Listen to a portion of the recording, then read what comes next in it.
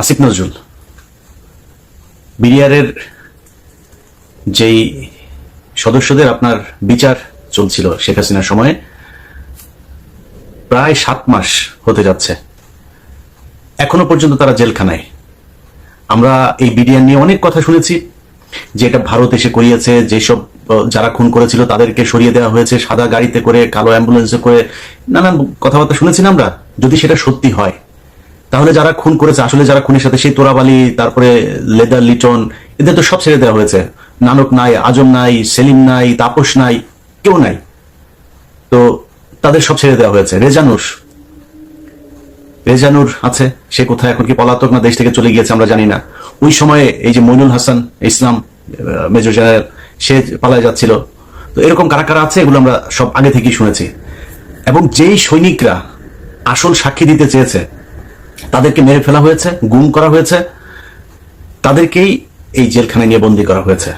যারা খুন করতে চেয়েছে, যারা খুনের সাথে জড়িত ছিল, তাদের তো সরকার বহু আগেই ভারত পাঠিয়েছে, মেরে ফেলেছে, পালিয়ে যেতে সুযোগ দিয়েছে। নানান এই ইতিহাস আমরা গত 15 বছর ধরেই শুনছি, এগুলো তো জানা, এটা নতুন করে উদ্ঘাটন করার কিছু নাই। আসিফ নজরুল 7 মাসে এখন পর্যন্ত এই বিডিআরের যে নিরীহ জওয়ানগুলো যারা সব সত্য কথা, সত্য সাক্ষী দিয়েছিল, তাদেরকে আসামি বানিয়ে শেখ হাসিনা জেলখানায় রেখেছে। তাদেরকে এখনো আসিফ নজরুল জেলখানায় রাখলো। তাদেরকে জেলখানায় রাখার জন্য আসিফ নজরুল যত ধরনের ষড়যন্ত্র আছে সবকিছুই করছে। আমরা সেই 5 তারিখের পরের এই পর্যন্ত মোট 4টা শুনানি হলো। 4 শুনানিতে সবশেষ জানুয়ারির 8 তারিখে আমরা মনে করেছিলাম 9 তারিখে কিছু একটা হবে, অন্তত কয়েকজনকে ছাড়বে। দেখেন আসিফ নজরুল এই মানে ইন্ডিয়ান রয়ের এই সদস্য কত বড় খারাপ, কত অসভ্য। ওইভাবে পারে নাই। প্রথমবার বলেছে পিপি নিয়োগ হয়নি, তারপরে বলেছে পিপি প্রস্তুতি নেয় নাই, তারপরে পিপি পুরো রায়ের কপি সব করতে পারে নাই। এবার কি বলবে? কিছু তো একটা বলতে হবে। এখন এই ওই যে বক্সিগঞ্জের আপনার যেই কি আলিয়া মাদ্রাসা যেটা, ওইটার মধ্যে নাটক টাটক সাজায়া, আবার তার মধ্যে আবার স্টুডেন্টদেরকেও এখানে নাটকের অংশ বানিয়েছে। কেউ যা ঘর পুড়ে দিচ্ছে, কেউ ই করছে। আরে ভাই, আপনি ওইখানে করেন না বিচার, তাহলে কোথায় করবেন? আপনি জানেন না 9 তারিখে বিডিআর এর শুনানি আছে? জায়গাটা তো ঠিক করে রাখবেন, সেটা ঠিক করেন নাই কেন? একদিন আগে থেকে বিডিআর এর পরিবাররা দেশের বিভিন্ন জায়গা থেকে গরিব মানুষ এখানে এই শহীদ মিনারে এসে শুয়েছিল, কেউ যাইতে পারে নাই। আসিফ নজরুল শাওনের ঘরে যাইতে পারে, শহীদ মিনারে যাইতে পারে নাই, গিয়ে একটু বলতে পারে নাই যে আপনারা কোত্থেকে আসছেন, আমরা আপনাদের পাশে আছি, আপনারা তো আমারই দেশের মানুষ, ওকে আপনারা ঘরে ফিরে যান, আমরা দেখছি। আসিফ নজরুল বলার সুযোগ পায় নাই। কুকুরের ছানারা সিনেমা দেখতে যাইতে পারে, এখানে আসার একজন উপদেষ্টার সময় পায় নাই। এখন হাঙ্গামা যদি লাগাই দেই, এদের তো কষ্ট আছে, তাই না? এদের পরিবারের লোকজন কেউ মারা গিয়েছে, পঙ্গু হয়ে, বিডিআর এর লোকজনের বর্ণনা শুনি, পা নাড়াতে পারে না, পঙ্গু হয়ে গেছে, হাঁটতে পারে না। কন্ডেম সেলে যারা থাকে তাদের অবস্থা আরো ভয়ঙ্কর, তাইলে এখনো কারারক্ষী জেলখানার ভেতরে এখনো পর্যন্ত আপনার এই আওয়ামী লীগের, ছাত্রলীগের এই নেত্রী টেত্রী তারা এখন পর্যন্ত বিভিন্ন গুরুত্বপূর্ণ দায়িত্বে আছে। তারা হাসপাতালে এই কারাগারের ভেতরে নানান ধরনের এই ইয়ে দিয়ে, আপনার কি বলে, আওয়ামী লীগের লোকজনকে সুবিধা দিয়ে, যারা শেখ হাসিনার সময় জেলখানায় গিয়েছে, এই কি বলে আইসিটি অ্যাক্টে যারা মামলাতে গিয়েছে, তাদের উপরে নির্যাতন চলছে, তাদেরকে নানান সুযোগ সুবিধা দেওয়া হচ্ছে না। আর আওয়ামী লীগে যারা যাচ্ছে তাদেরকে সব ধরনের বাসার থেকে খাবার টাবার সবকিছু চলছে। এইভাবে এখনো পর্যন্ত জেলখানা চলছে। তো এই মানুষগুলোর পরিবারের তো কষ্ট আছে, তাই না? এদের তো দেয়ালে পিঠ থেকে গিয়েছে। তাদের জন্য 9 তারিখে এইভাবে ধোকা দিল আসিফ নজরুল। তো 9 তারিখে আপনি আলিয়া মাদ্রাসার এখানে করবেন না, বক্সিগঞ্জে করবেন না, কোথায় করবেন? কোন একটা জায়গায় আপনি আগে থেকে সেটা ঠিক করে রাখা উচিত ছিল, করেন নাই। পরশু দিনের ঘটনা বলি আপনাদেরকে, বিডিআর হত্যাকাণ্ড নিয়ে একটা কমিশন তৈরি করা হয়েছে না? এই পর্যন্ত আরো একটা কমিশন আছে, কিন্তু গুম কমিশন।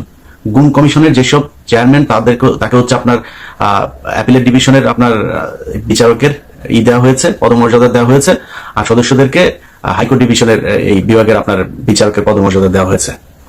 এখন পরশু দিনের মিটিং এ এই যে সদস্য যে কজন ছিল, সেখানে এই মেজর জেনারেল ফজলুর রহমান সাহেবও ছিলেন।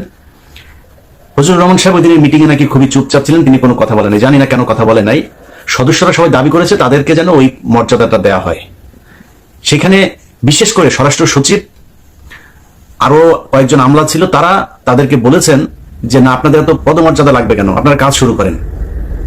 পদমর্যাদা এই জন্যই লাগবে, তারা চাইলেই একজনের বিরুদ্ধে সমন জারি করতে পারবে, তারা চাইলে একজনকে জিজ্ঞাসাবাদ করতে, চাইলে একজনকে আটক করার এই আদেশ দিতে পারবে। এই জন্য লাগবে, তাদের গাড়ি থাকবে, তাদের সিকিউরিটি থাকবে, তাদের সাথে গানম্যান থাকবে, এই জন্য তাদেরকে ওই পদমর্যাদা দিতে হবে। এটা দিতে চাচ্ছে না। আপনাদের নিশ্চয়ই মনে আছে, এই বিডিআর হত্যাকাণ্ড নিয়ে কমিশনই করতে চাচ্ছিল না। এখন কমিশন করে নানান ভাবে এটার মধ্যে একটা বাধা সৃষ্টি করে কোনোভাবে যাতে এটাকে ঠেকানো যায়। এখানে তো 1-2 টাকার খেলা না, তো পুরো দেশ ইন্ডিয়া একদম রাষ্ট্রীয়ভাবে এটার বিরুদ্ধে। আর আসিফ নজরুল কাদের প্রোডাক্ট, সেই প্রথম আলো, ডেইলি স্টার, সেগুলো তো আমরা সবাই জানি। এগুলো এখন করা হচ্ছে নানানভাবে, বিডিআর এর সাংবাদিক বিভিন্ন মিডিয়ার মাধ্যমে এই বিডিআর হত্যাকাণ্ড নিয়ে একটা ধূম্রজাল তৈরি করার পায়তারা করা হচ্ছে। তো এইভাবে আসিফ নজরুল আপনি তো বাঁচাইতে পারবেন না। বিডিআর এর হত্যাকাণ্ড নিয়ে যত অডিও রেকর্ড, যত কাগজপত্র, যত ফাইল যা যা আছে কমিশনের কাছে যা নাই ওইটা আমার কাছে আছে। এখান থেকে বাঁচতে পারবেন না। আমি কাজ করছি, দিন রাত খাটছি বিডিআর এর এই ফাইল নিয়ে। এক এক ফোন রেকর্ড, সেই 25 তারিখের, 26 তারিখের, 27 তারিখের এক এক ফোন রেকর্ড 1.5 ঘন্টা 2 ঘন্টা করে শুনছি, সারা দিন রাত এগুলো শুনছি, শুনে শুনে লিখছি। আমি তো ফাঁক ফুকর রাখবো না। এমন এক জিনিস বানাই দিব এই কমিশন, শুধু আমার ওই অনুসন্ধান দেখা যদি নাকি রায় দিয়ে দেয়, না আর কিছু লাগবে না। আসিফ নজরুল আপনি যত টাকাই খান, যাই করেন, যেমনি চান, এটা বাঁচাইতে পারবেন না। আর যদি মনে করে থাকেন যা মনে চায় তাই করবেন, এই যে বাংলাদেশ ব্যাংকে রয়ের এক সদস্যকে আপনার বসানো হচ্ছে এখন সব জায়গাতে। আসিফ নজরুলের এই যে পিএস বলেছিলাম না যে এবিএম খায়রুল হকের পিএস, মনে করেন যে সে জানে না বোধহয়, আমরা জানিয়ে দিয়েছিলাম তো না, সে ব্যক্তি এখনো তার পিএসসি আছে, সেই মহিলা সে ওইখানেই আছে। সচিব আইন মন্ত্রণালয় মানে পুরো চালাচ্ছে হচ্ছে আওয়ামী লীগের লোকজন। যে কারণেই গাজীপুরের সবশেষ কনস্টেবলকে আপনার অবকাশকালীন এই আপনার বিচারক হয়েও সে আপনার ইয়ে করছে, কি বলে, এই মানে কনস্টেবলকে আপনার দিল, জামিন দিল। কেন জামিন দিল? কারণ যে নিজের দলের লোক, দাদাদের দেশ থেকে ফোন করা হয়, এটা করো, এটা করে দাও, তার ওএসডি করা হয়েছে। কেন ওএসডি করতে হবে? কেন এখন আবার আইন দেখাইতে পারে যে না, জজ সাহেবের চাইলে এই করা যায় না, ওই করা যায় না। এত আইন দেখায় আপনার ক্ষমতায় আসেন নাই, তাই না? আপনার কেউ জিজ্ঞেস করে নাই তো? ওরে বিচার করলে, ওরে গ্রেপ্তার করলে কেউ আপনার তো এসে জিজ্ঞেস করতো না যে ভাই এটা করলেন কেন, করেননি। যাই হোক, আসিফ নজরুল, প্রথম আলো, ডেইলি স্টার মিলে এই বিডিআর হত্যাকাণ্ড এটাকে ধামাচাপা দেওয়ার চেষ্টা চালিয়ে যাচ্ছে এখন পর্যন্ত। বিডিআর এর পরিবারগুলোকে নানাভাবে হুমকি দেওয়া হচ্ছে ডিজিএফআই, এনএসআই থেকে। তাদের কিছু কিছু ডিজিএফআই, এনএসআই কর্মকর্তার ফোন রেকর্ডও তাদের কাছে আছে। তো এগুলো করে করে এই বিচারটাকে বন্ধ করার জন্য পায়তারা করা হচ্ছে। আসিফ নজরুল এবং আসিফ নজরুলের ছানাপোনা সবগুলোকে বলতে চাই, টাকা পয়সা কামায় তো ভোগ করবেন না, এই টাকা পয়সা তো বের হয়ে যাবে। অনেক আমাদের প্রিয় উপদেষ্টার বাবা পর্যন্ত গিয়া চাঁদাবাজি করছে, সেই ফোন রেকর্ডও আছে। বাপরে মাঠে নামিয়েছে চাঁদাবাজি টাকা কালেকশন করার জন্য। আবার এটার আবার একটা বৈধতা নিয়েছে, কিভাবে জানেন? ওনারা নাকি দল গঠন করবে, দলের জন্য টাকা লাগবে। আপনাদের অপমান করতে চাই না, নামগুলিও বললাম না, অডিও ছাড়ি না এখন পর্যন্ত। পরিস্থিতি এমন করবেন না যে সেগুলো ছাড়তে বাধ্য হই, তাহলে কিন্তু মুখ দেখাইতে পারবে না। আসিফ নজরুলের বিচির মধ্যে কামড় দিয়া বসা বসা আসিফ নজরুল যা বলবে সেটা শুনবেন, খুব বেশি দিন কিন্তু সহ্য করবো না। খুব ভালোবাসি, খুব স্নেহ করি, অতএব একটু হিসাব করে চলতে হবে। আপনাদের কাছ থেকে কোনো তদবির করতে যায়নি যে ভাই আমার ওই লোকের ছাড়াই দেন, এই লোকের ছাড়াই দেন, এগুলো করতে যায়নি। আপনাদের কাছে দেশটা যেই কারণে স্বাধীন হচ্ছে সেইটা চেয়েছি। প্রধান কাজ বিডিআর এর জওয়ানদেরকে ছাড়তে হবে। আসিফ নজরুল এই বিডিআর এর পরিবারের সাথে যেই শয়তানি করেছেন না, বিডিআর পরিবারের যদি উস্কানি দেয় না, আপনার গদি বাঁচাইতে পারবেন না। এরকম কোন পরিস্থিতি তৈরি করেন না যাতে প্রধান উপদেষ্টার বাড়ির ওইখানে যায় হাউকাউ করে। ওখানে কি করবেন? গোলাগুলি করবেন, ই করবেন, লাঠালাঠি করবেন, করে মারে ফেলবেন। এখন তো সেই দিন নাই যে গুলি করে মারে ফেলবেন, লাঠি মাটি মারবেন। ওরা লাঠি টাঠি খাইতে রাজি আছে। আমি চুপ করিয়ে রেখেছি, তাই চুপ আছে। সো এদের কষ্ট কিন্তু আমি নিতে পারবো না। মানে ওদের যে কষ্টটা, সেই কষ্টটা ওরাই বুঝে কেমন লাগে আমি জানি না, আমি বুঝতে পারবো না ওইটা। সো ওদের যে কষ্টটা, ওটা অনুমান করতে পারি। ওদের কথাবার্তা শুনলে বুঝি যে কত আগুন